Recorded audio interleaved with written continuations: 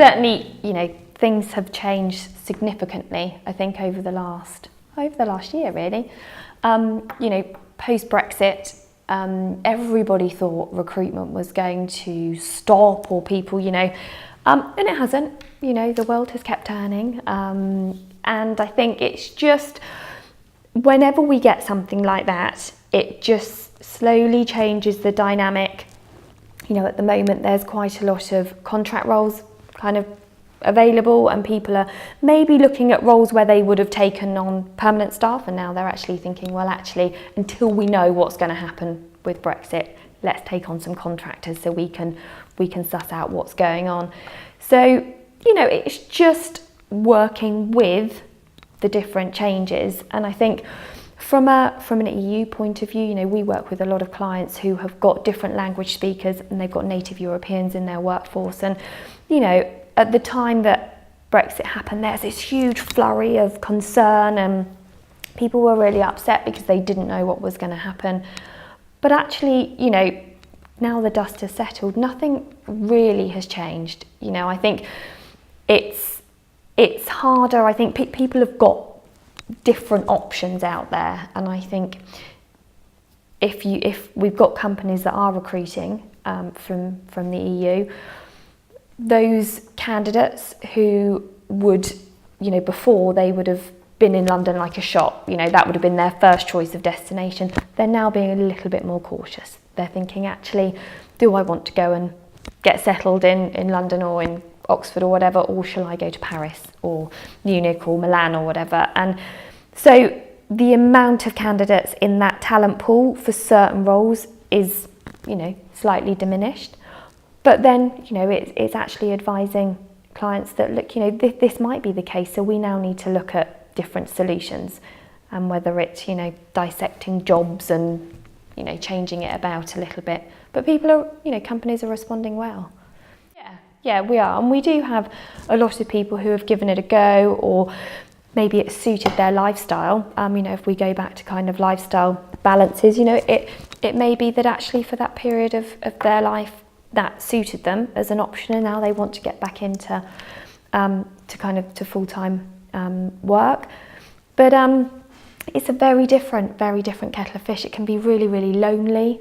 And yes, when you're doing it well on your own, then it's fantastic, because you can pick and choose when you work, and it's great. When it's not going well, there's nobody to help you out. You haven't got, you haven't got a salary coming in every month. You haven't got that security. So it can be quite lonely and quite a scary place.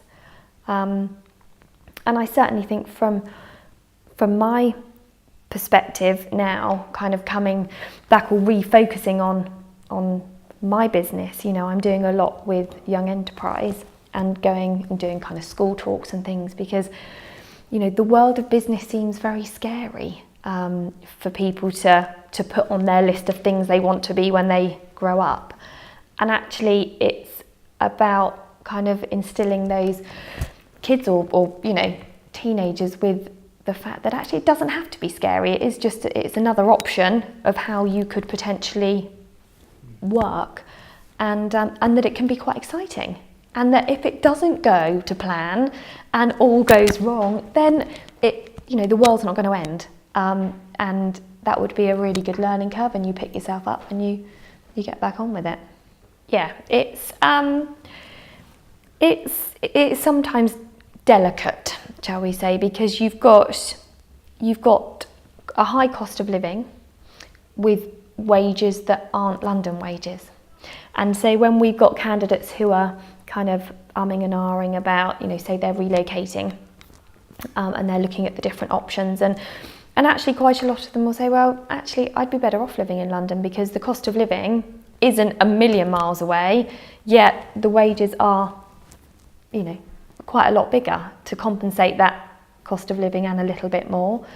So it is hard, it is tricky to find candidates, especially when you've got a talent shortage and you need to bring people in, because I don't necessarily think, wages have gone up significantly to balance that out, especially in central Oxford and, you know, it's really, really expensive for people that are, you know, say graduates, or they're coming out maybe their first or second job.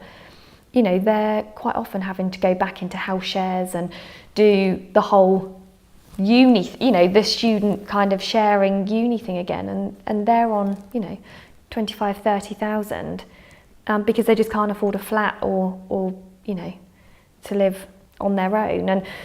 And you've got to kind of balance it out, because, you know, we have people who relocate, and yeah, you know, they could come out to kind of the suburbs of Oxford, and they could rent, you know, cheaper places, but then if they have relocated, they don't want to be kind of stuck out on the side. They want to be in the midst of things, you know, kind of on kind of the social scene, if you like, not kind of stuck out on a limb. So it is really hard, and at the moment I think it's not competitive to London. We lose out a lot of, you know, excellent talent because of that, because it's not comparable. And yeah, it needs, and I think the balance will be addressed, but not for a good few years.